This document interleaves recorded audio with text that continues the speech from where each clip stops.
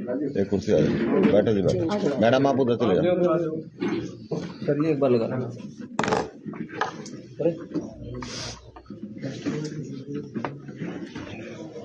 जी। नमस्कार।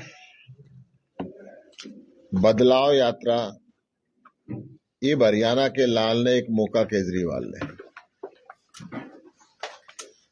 आज 10वां दिन है। 90 की 90 विधानसभाओं को कवर करते हुए आज इसका बदलाव यात्रा का समापन एक यात्रा का जींद के अंदर हो रहा है। इस यात्रा को मैं लगभग 25 विधानसभाओं से होते हुए गुजरा हूं, अनेकों शहरों से, अनेकों गांवों से। लोगों का दर्द इस यात्रा में देखने को मिला। एक बुजुर्ग महिला मुझे पलवल में मिली। उसने कहा, बेटा मेरा एमए पढ़ा हुआ बेटा है, नौकरी मिल नहीं रही उसको, पेपर लीक की वजह से वो ओवरेज हो गया, अब वो रोता और नशे के गिरफ्त के अंदर आ गया। मुझे डर है ये कहीं डिप्रेशन में जाके कोई ऐसा कदम ना उठा ले जिससे मेरे बुढ़ापे का सारा ही खत्म हो जाए।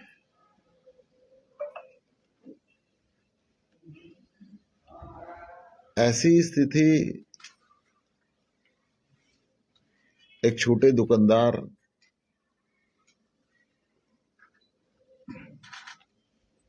जो अपनी दुकान करके पेट पाल रहे हैं, उनका कहना था कि भाई अब बच्चे बड़े हो रहे हैं, अलग दुकान तो मैं इनकी कराना चाहता हूं, परंतु हर रोज जो बदमाशों से धमकियां आती हैं फिरौती मांगने की, कहीं कहीं गोली मारने की, ये सोचता हूं कि हरियाणा में कराना ठीक रहेगा या आप सजेस्ट करो कहीं और किसी प्रदेश के अंदर में जाऊं।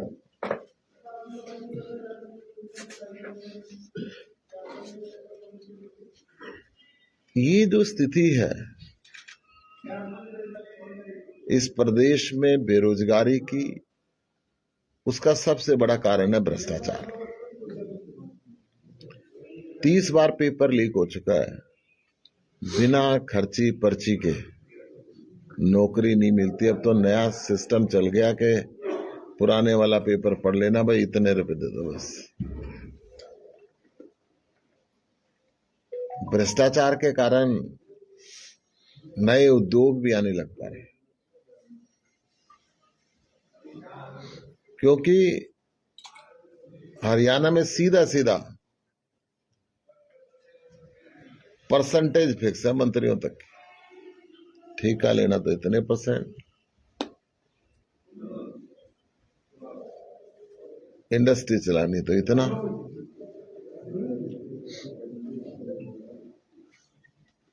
जब नए उद्योग नहीं लग पा रहे, इस कारण सरकार की 2 लाख पद रिक्त हैं। बच्चे जो बेरोजगार हुए, बेरोजगार बच्चे के पास 2-3 सहारे बने। एक तो अपराध की दुनिया। अपराध की दुनिया में इतना हरियाणा का नाम हो गया कि कहते हैं शार्प शूटर हरियाणा का नाबालिग सबसे सस्ता पूरे हिंदुस्तान के अंदर हरियाणा में मिलता है, जो अपराध जगत को या फिरौती मांगते हैं या हत्या करते हैं। अगर मैं एनसीआरबी के रिकॉर्ड को बताऊं तो हरियाणा के अंदर जो अपराध है, अपराध की स्थिति में एक अखबार के अंदर पढ़ रहा था, अगर मेरे को कटिंग अभी मिल गई तो,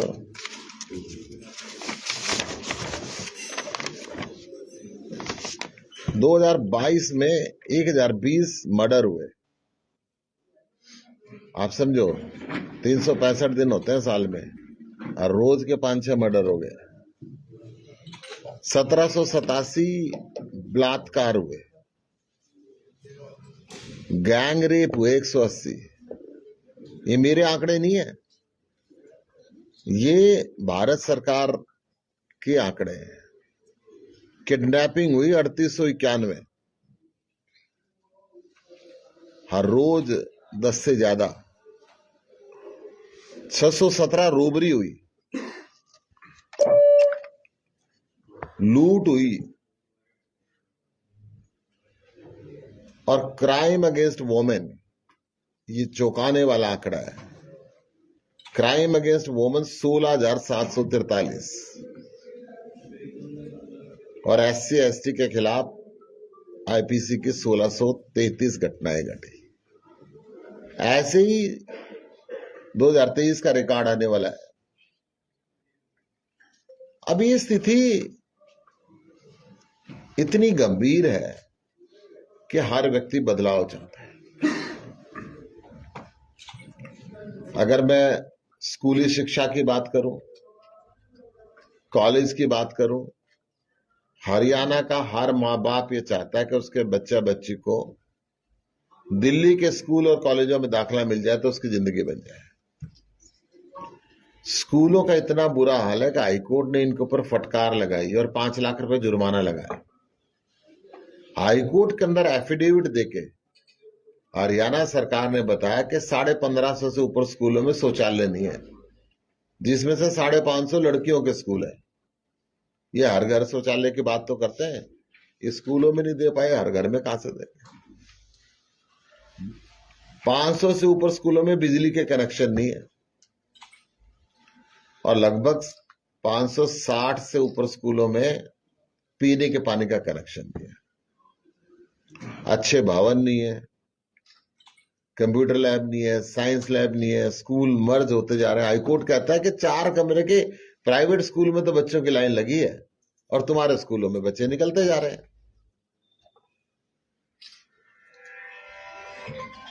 2 लाख पद सैंक्शन रिक्त है हरियाणा के अंदर, जिसमें से 70,000 शिक्षा विभाग के हैं। शिक्षा विभाग का क्या इन्होंने बेड़ा गर्क कर दिया है।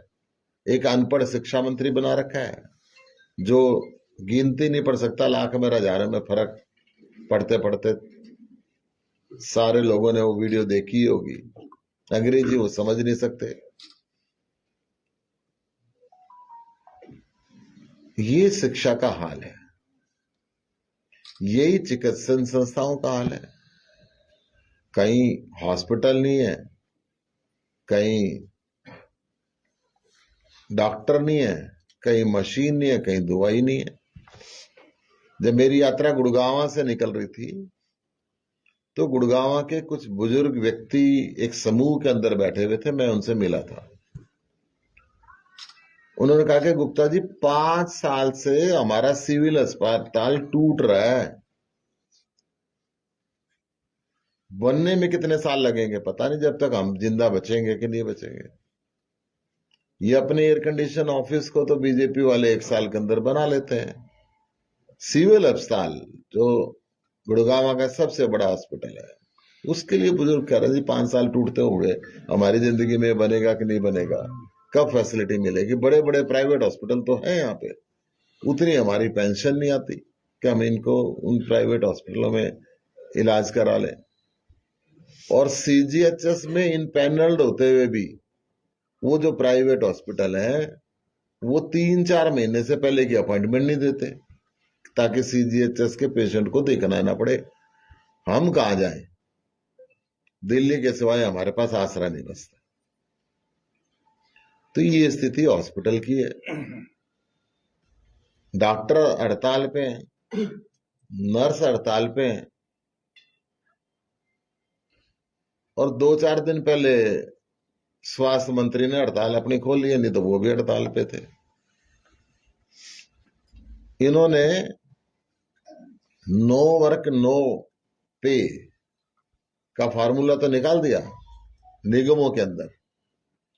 सारे निगम के सफाई कर्मचारी हड़ताल पे हैं। मैं पूछता हूं, ये हड़ताल प्रदेश बन गया? कोई सरकारी कर्मचारी इनसे राजी नहीं है। यात्रा के दौरान जब अनुभव हुआ, मैं 3000 के करीब सफाई कर्मचारी गुड़गांव के अंदर हड़ताल पे बैठे हुए थे। मैं उनके पास गया था यात्रा के दौरान, उनसे मिल के आया था। उन्होंने कहा साहब 20-20 साल से हम किसी ठेकेदार के साथ काम कर रहे थे, ठेकेदार बदल दिया, हमारी 20 साल के बाद भी वो नहीं रही। अब ये जो स्थिति है बद से बदतर होती जा रही है। अगर दुकानदारों की बात करते हैं वो परेशान है, सरकारी एम्प्लॉय की बात करते हैं वो परेशान है, नए उद्योग यहां से पलायन हो रहे हैं। एमएसएमई के जितने भी मीडियम एंड स्मॉल स्केल के इंडस्ट्रीज हैं, अगर पलायन की बात करें तो पूरे देश में सबसे ज्यादा पलायन हरियाणा से हुआ है। ये जो यात्रा के दौरान चीजें देखने को मिली हैं, महिलाओं के प्रति यौन अपराध में हरियाणा देश में नंबर दूसरे पे है। पहलवान बेटियों को जंतर मंतर पे बैठना पड़ता है। और ये जो जिला जींद में उचाना के अंदर जो घटना हुई है, इसके अंदर विधानसभा में बड़ी रोचक सी बात हुई। एक तरफ से सरकार, बीजेपी जेजेपी के लोग, और एक तरफ से कांग्रेस के। उस अपराधी प्रिंसिपल के लिए दुष्यंत चौटाला जी आरोप लगा रहे थे कि जी ये साहब कांग्रेस के राज के अंदर भी ये ऐसे ही करता रहा था और आपने इसको बचा दिया। और फिर ये हुआ कि उसकी जांच कराई जाए, न्यायिक जांच कराई जाए। न्यायिक जांच में कहीं पर्दा ना खुल जाए, इसलिए दोनों तरफ वालों ने मिलकर अगले दिन फैसला किया, नहीं जी विधानसभा की कमेटी जांच करेगी। मैं इनसे पूछना चाह रहा हूं, तुम चर्चा ये कर रहे हो कि कांग्रेस के राज के अंदर भी यही किया करता, तो अब तो 9 साल से आपका राज है, उसको सजा क्यों नहीं दी? उसके काले शीशे लगवा दिए, पर्दे लगवा दिए, ताकि बेटियों के साथ वो यौनाचार करता रहे। विषय ये होना चाहिए था कि इतने साल ये कैसे रहा, और विषय हो रहा है नहीं जी कांग्रेस के राज के अंदर भी करता था, इसलिए हमारे में भी करवाएंगे। इससे शर्मनाक बात हो नहीं सकती कि बच्चियों को प्रेस कॉन्फ्रेंस करके एफआईआर लिखवाने के लिए मजबूर होने लगे, सरकार एफआईआर लिखने के लिए तैयार ना हो।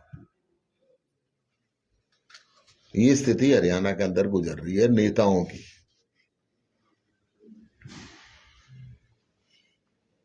इस बदलाव यात्रा के दौरान लोगों का दर्द करीब से देखने को महसूस हुआ।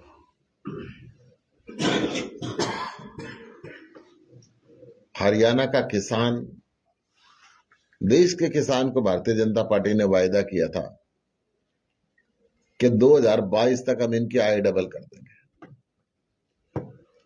हरियाणा में आय तो डबल नहीं हुई, कर्जा डबल हो गया।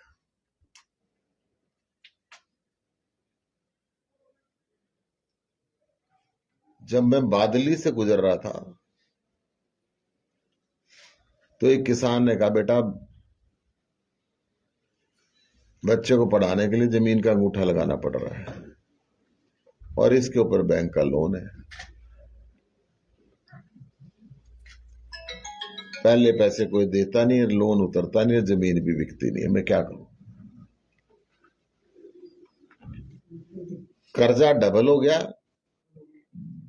और कृषि मंत्री के गृह क्षेत्र में कर्जा 3 गुना हो गया भिवानी में।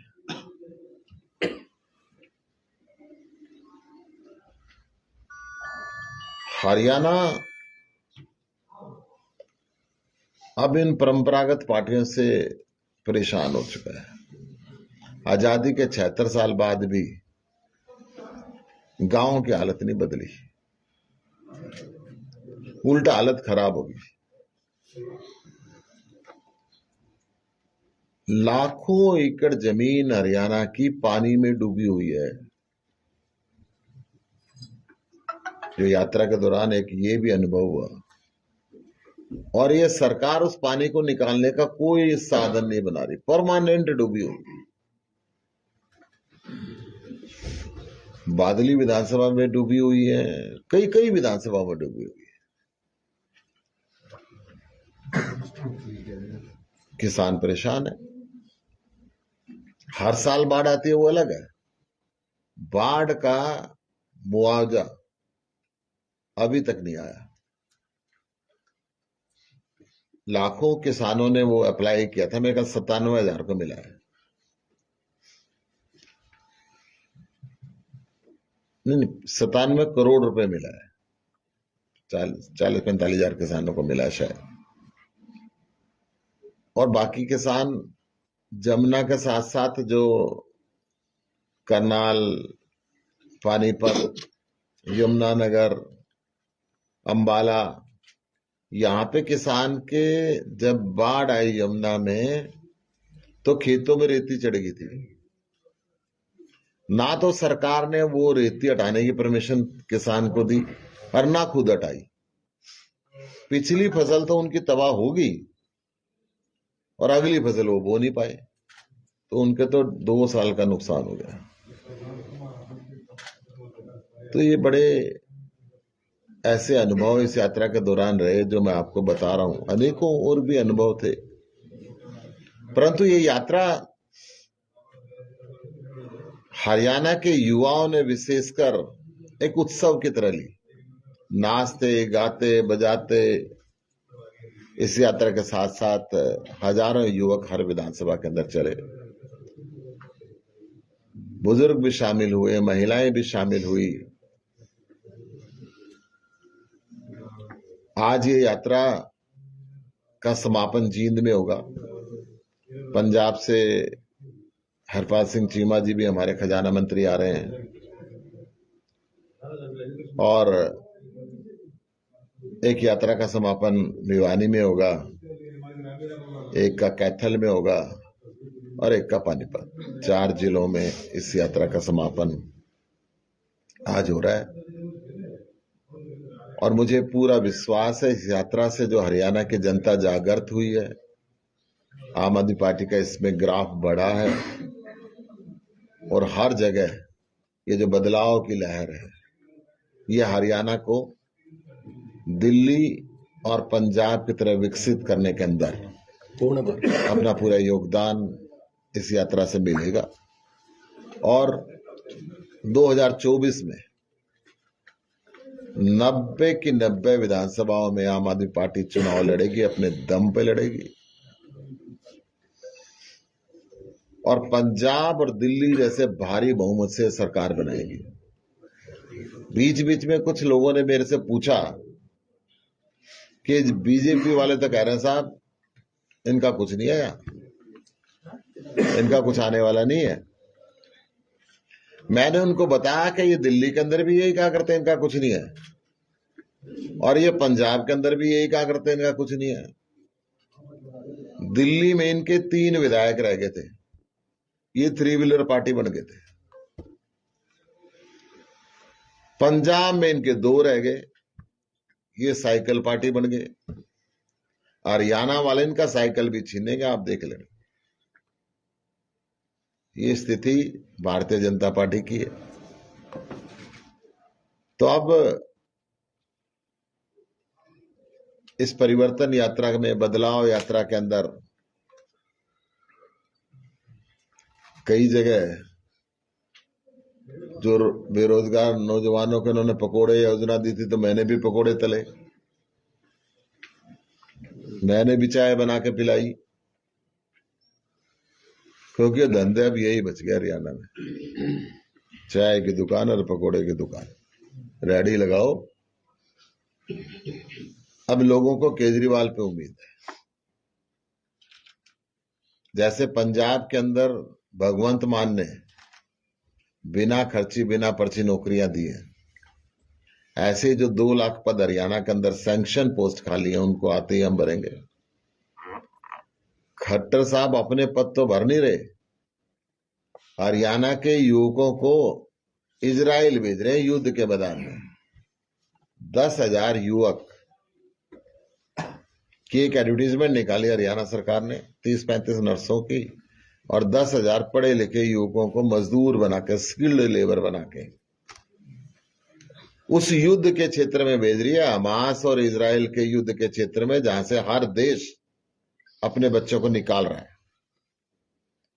और खट्टर कह रहा भाई मैं भेजूंगा हरियाणा के छोरों को मरने के लिए। बहुत शर्म की बात है। किसी शांति प्रिय देश के अंदर अगर भेजते तो बात समझ में आती। और यहां उद्योग लगाए, यहां अपने 2 लाख खाली पोस्टों को भरे। एक और किस्सा मेरे सामने आया, मैं आपको बताना भूल गया। हरियाणा के एक युवक, उसने मुझे अपना रोल नंबर दिया। उसकी आईबी के अंदर उसने अप्लाई की थी भर्ती के लिए कि जी मेरी नौकरी चाहिए इंटेलिजेंस ब्यूरो के अंदर। उसका सेंटर पड़ा लेह लद्दाख में। ये पलवल का युवक है। इसका हाउस नंबर 145, गली नंबर 12, आदर्श कॉलोनी, पलवल, हरियाणा का रहने वाला है। Rohit son of Moolchand. अब इसका ये ई कार्ड है, एडमिट कार्ड। इसका सेंटर लेह लद्दाख में पड़ा। अब ये गरीब जवान लेह लद्दाख पेपर देने जाएंगे हरियाणा से। अब अजीब सी बात है कि ये कैसे हरियाणा के बच्चों के साथ ऐसी कार्रवाई करते जा रहे हैं। ये बहुत ही मुझे असमंजस के अंदर लगा, इसलिए मैं पत्रकारों को ये एडमिट कार्ड दिखा भी रहा हूं। ऐसी घटनाएं हो रही है। ये भारतीय जनता पार्टी ना झूठे सपने दिखाती है, झूठे सपने बेचती है। अभी राजस्थान में चुनाव था तो खट्टर साहब मोदी की गारंटी बांट रहे थे वहां कि 450 रुपए में गैस का सिलेंडर देंगे, 2700 रुपए में गेहूं खरीद देंगे। मैं कह रहा था खट्टर साहब हरियाणा वालों से क्या दुश्मनी है? या तो आपकी सरकार बनी हुई है, 450 रुपए में गैस का सिलेंडर यहां दे दो, या आपकी सरकार बनी हुई है, 2700 रुपए में गेहूं यहां खरीद लो। फिर एक बच्ची पूछ रही थी जी राजस्थान में स्कूटी मिलेगी, पास होएगी तो अच्छे नंबरों में, मेरे 95% नंबर आए हैं कि ये देंगे। मैंने कहा बेटा कैसे आगे? नॉलेज सीबीएसई बोर्ड से आए जी। मैंने कहा जी हरियाणा की बेटियों से हो सकता है खट्टर साहब को कोई नफरत हो, परंतु इनकी ये जो गारंटी शब्द केजरीवाल से चुरा तो लिया, परंतु वो निकला चाइनीज खाद की तरह नकली। जो चाइनीज यूरिया हरियाणा में बांट रहे हैं ना गुलतानी पानी में, वो ऐसे नकली निकला। क्यों? पिछले सप्ताह राज्यसभा में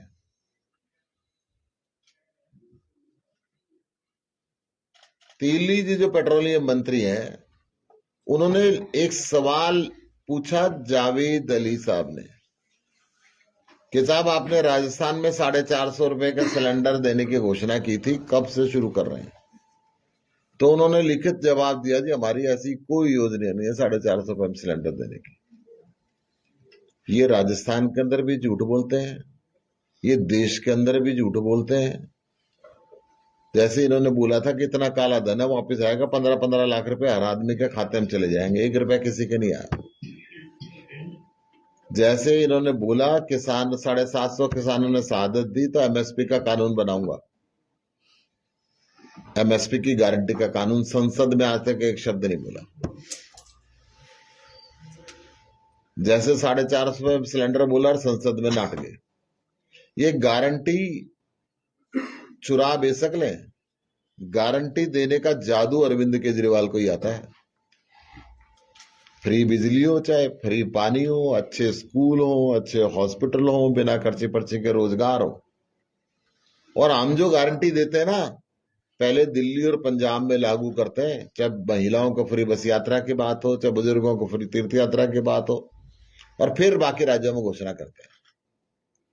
और ये बीजेपी वाले जिन राज्यों में इनकी सरकार है वहां तो बात नहीं करते, जिन राज्यों में चुनाव है वहां पे अरविंद केजरीवाल जी का शब्द गारंटी चुरा के, क्योंकि वायदों पे तो इनके तसल्ली होनी बंद हो गई थी, ये गारंटी देते और फिर कहते हैं चुनावी जुमला था। अभी संसद की सुरक्षा के अंदर भेद लगा। उस दिन जो संसद पे भारतीय जनता पार्टी के राज में आतंकी हमला हुआ था, सुरक्षा कर्मचारी शहीद हुए थे, ठीक उसी दिन ये सुरक्षा की चूक हुई। इस सुरक्षा की चूक पे संसद में सवाल पूछा गया। 3 दिन में लगातार 140 सांसदों को सस्पेंड करके हाउस को एडजॉर्न कर दिया एक दिन पहले, कि सवाल बार बार ना पूछे, सवाल का जवाब नहीं देना चाहते। 2 युवक कलर गैस का बम लेके दर्शक दीर्घा से हाउस में कूदे लोकसभा में। वो जहरीली गैस का बम भी हो सकता था, कितना बड़ा हादसा हो सकता था। इस पे सवाल पूछना कुछ गलत है क्या? सवाल के जवाब में 140 सांसदों को सस्पेंड कर देना ये दुनिया के अंदर कभी नहीं हुआ। संसद में सांसद अगर सवाल नहीं पूछेगा तो कहां पे पूछेगा? तो ये सारी स्थिति देश की और प्रदेश की बदलने वाली है, और इस यात्रा का भी मकसद यही था कि लोगों को हरियाणा की वास्तविक स्थिति की जो जानकारी है वो फिर लोगों के सामने लाई जाए, और दिल्ली और पंजाब के अंदर जो विकास के कार्य हुए हैं वो भी लोगों के सामने रखे। सबका आभार बहुत बहुत। प्रधान जी, आपने बड़ी समस्याएं गिनाई बदलाव यात्रा के दौरान जो आपके सामने, लेकिन जब भी चुनावी परिणाम आते हैं रिजल्ट कुछ और ही मिलता है। अगर हम एग्जाम्पल 3 स्टेट का लें जो पीछे के परिणाम आते हैं, ऐसा तो नहीं है हरियाणा में भी? इस देश की सबसे युवा पार्टी आम आदमी पार्टी है। इस देश के अंदर सबसे कम समय में राष्ट्रीय पार्टी बनने वाली पार्टी आम आदमी पार्टी है। 2 राज्यों में हमारी सरकार है, कई राज्यों में हमारे विधायक हैं, परंतु इन पार्टियों जैसे ना हमारे पास साधन नहीं है, क्योंकि हम बेईमाना तो करते नहीं, इसलिए हमारे पास पैसे नहीं है। और वहां का चुनाव और हरियाणा के चुनाव में फर्क है।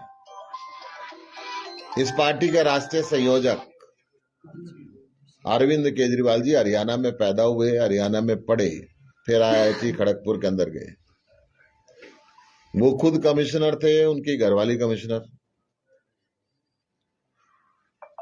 चाहते तो इन बेईमानों की तरह लाखों रुपए कमा सकते थे, करोड़ों रुपए कमा सकते थे, परंतु उन्होंने देश को विकसित करने के लिए, देश को शिक्षित करने के लिए वहां से रिजाइन किया, जब सोचा भी नहीं था कि कभी चुनाव लड़ेंगे, कभी MLA बनेंगे। उन्होंने पहला आंदोलन छेड़ा कि सरकार की, आजाद हिंदुस्तान के अंदर सरकार की फाइलों के अंदर क्या लिखा हुआ है, जनता को पता होना चाहिए उसकी फाइल में क्या लिखा हुआ है। राइट टू इंफॉर्मेशन एक्ट बनवाया, और उनको मेगासेस पुरस्कार मिला इस पे। वो अरविंद केजरीवाल जी के नेतृत्व में अब हरियाणा की लड़ाई लड़ रहे हैं। यहाँ पे दिल्ली और पंजाब से ज्यादा बहुमत के साथ सरकार बनाएंगे। आप आंकड़े भी गिना रहे हैं, बातें भी अच्छी कर रहे हैं, लेकिन पब्लिक क्यों नहीं समझ पा रही? भाई जिस तरह आपने बदलाव यात्रा निकाली है, भाई लोगों को सड़कों पे आ जाना चाहिए था सरकार के को लेकर रोज। शायद आपका कैमरा वहां घुमा नहीं, आज घुमाना। हर जगह लोग सड़कों पे हजारों की संख्या के अंदर से पूरी यात्रा के साथ साथ चल रहे थे। उस समय कहाँ घूमता है कैमरा? गुस्सा क्यों नहीं नजर आ रहा? नहीं, जिस समय रिजल्ट आता है, जिस समय रिजल्ट आता है, ठीक है, हौला खूब होता है, मगर बाद में क्या निकलता है? दिल्ली का रिजल्ट आया, आपने देखा 3 बार से सरकार, सुनिए मैं बता रहा हूं आपको, ऐसा नहीं है कि एक छोटी सी पार्टी पैदा हुई और एक दिन में सारे देश में राज हो जाएगा। बीजेपी के 2 सांसद हुआ करते बहुत सालों तक। कांग्रेस आजादी से पहले से लगी थी। मैं ये कह रहा हूं कि सबसे कम समय में सबसे ज्यादा विधायक बनाने वाली पार्टी आम आदमी पार्टी है। तो राजस्थान सबसे कम समय में 2 राज्यों में सरकार बनाने वाली पार्टी आम आदमी पार्टी है। ये ठीक है कि राजस्थान के अंदर हमने पूरा चुनाव लड़ा भी नहीं था, बहुत कम विधायक हमने खड़े किए थे। तो हरियाणा से क्या अपेक्षा रखते हैं? हरियाणा से किसी क्या 90 जादू की छड़ी है क्या? 90 की 90 पे लड़ेंगे। जादू की छड़ी घूम रही है, हरियाणा में घूमने लग रही है रोज। उससे पहले लोकसभा चुनाव है, उसमें क्या कुछ रहेगा, खासकर इंडिया गठबंधन के इनका पूरा कर लें फिर आपका देता हूं।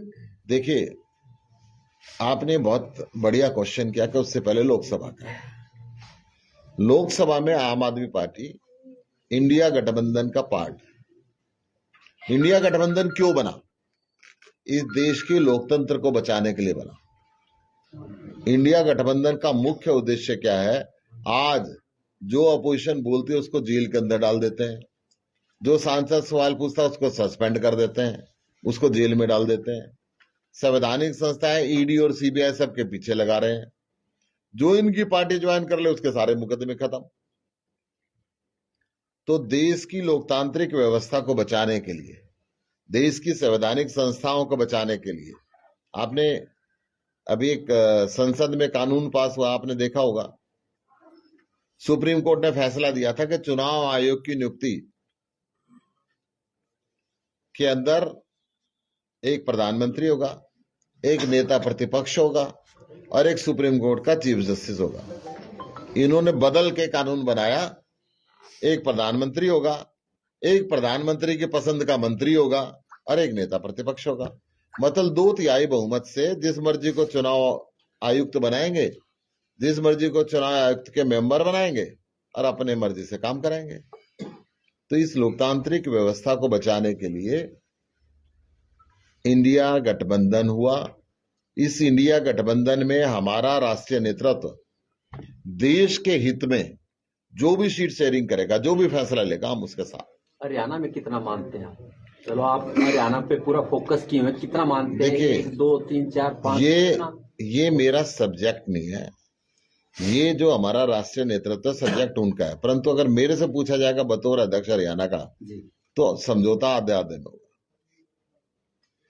हाँ जी गुप्ता जी, एक सवाल है। हरियाणा की जीवन रेखा मानी जाती है SYL, उस पे पार्टी का क्या स्टैंड है, जबकि पंजाब में आप लोगों की सरकार है? मैं सोच रहा था ये सवाल अभी तक क्यों नहीं आया, अंत में आ रहा है, मगर अच्छी बात है। हरियाणा को पानी मिलना चाहिए, इसके अंदर कोई दो राय नहीं है। पानी बांटना पंजाब सरकार का काम नहीं है, पानी बांटना देश के प्रधानमंत्री का काम है।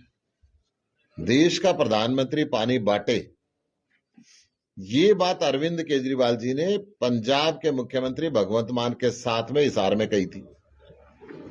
और ये कही थी, प्रधानमंत्री को अगर फार्मूला नहीं आता तो मुझे चाय पे बुला ले, मैं फार्मूला बता के आऊंगा।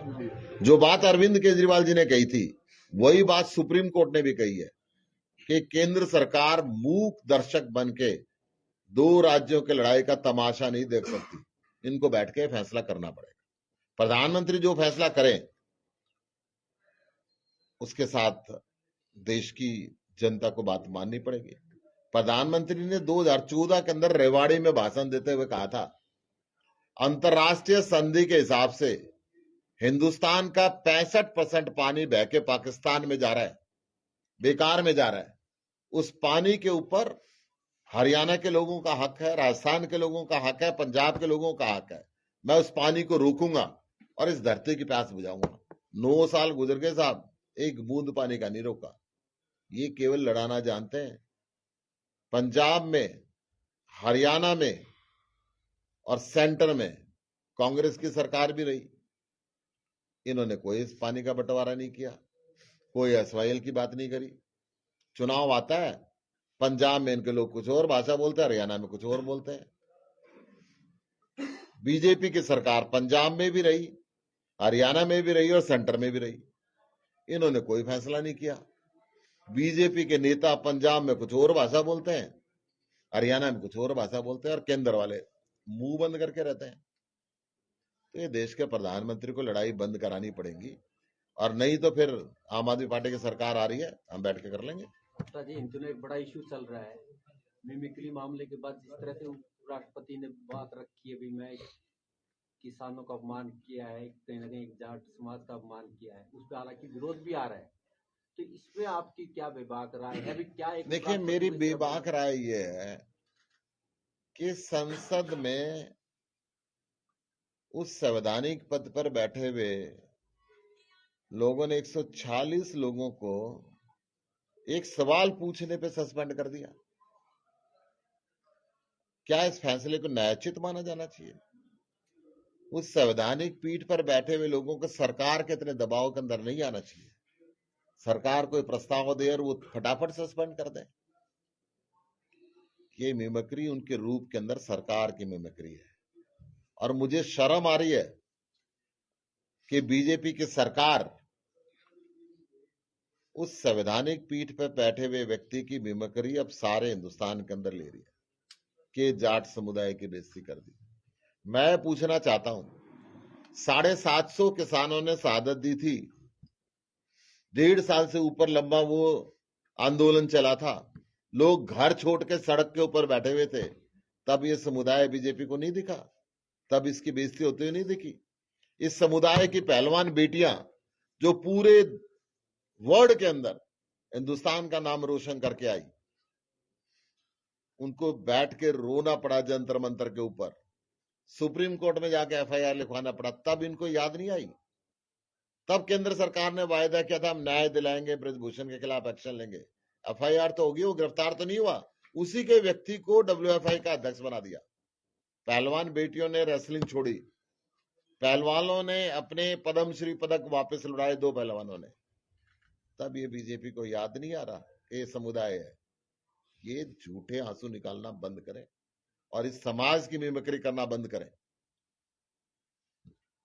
वैसे संजय सिंह को सस्पेंड कर दिया गया जी, डब्ल्यूएफआई को सस्पेंड कर दिया गया। आज क्या होगा पता नहीं मुझे, कल तक तो न्यूज अभी क्या होगा, 1.5 घंटा पहले।